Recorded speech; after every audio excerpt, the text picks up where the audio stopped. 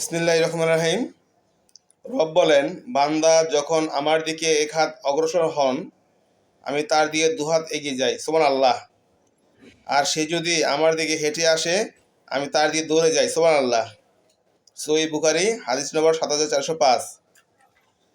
প্রিয় বন্ধুরা, সহিহ বুখারী শরীফ হাদিস নম্বর ৭৪০৫ বলা হয়েছে যে মহান রব বলেন, বান্দা যখন আমার দিকে এক হাত অগ্রসর হন, আমি তার দিকে দুহাত এগিয়ে যাই। আর সে যদি আমার দিকে হেঁটে আসে, আমি তার দিকে দৌড়ে যাই, সুবহানাল্লাহ।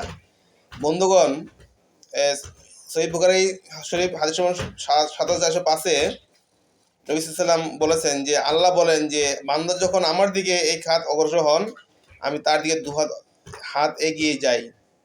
আর সে যদি আমাকে হেঁটে আসে, আমি তাকে দৌড়ে যাই, সুবহানাল্লাহ। দেখুন আল্লাহ তাআলা কত মায়া মমতা।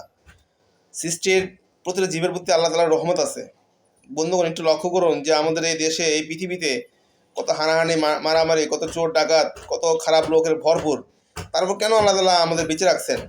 এর কারণ হলো আল্লাহ তাআলার রহমতের মালিক, আল্লাহ তাআলার রহমতের রহিম, আল্লাহর অসন্ত মায়া।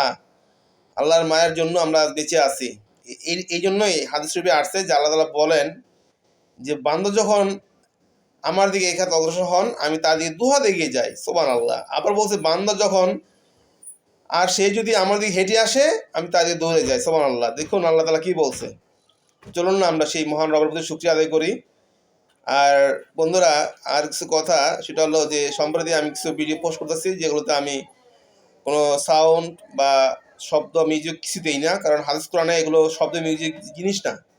এগুলো আমি সংক্ষিপ্ত ভিডিও আকারে দিচ্ছি। আপনারা ভিডিওটি দেখুন এবং লাইক শেয়ার করুন আর আমাকে সাপোর্ট করুন। আর ইনশাল্লাহ এই ধরনের পোস্ট থেকে বন্ধুরা আপনারা আপনাদের ঈমান আমল বৃদ্ধি পাবে। যাক, সকল ধন্যবাদ।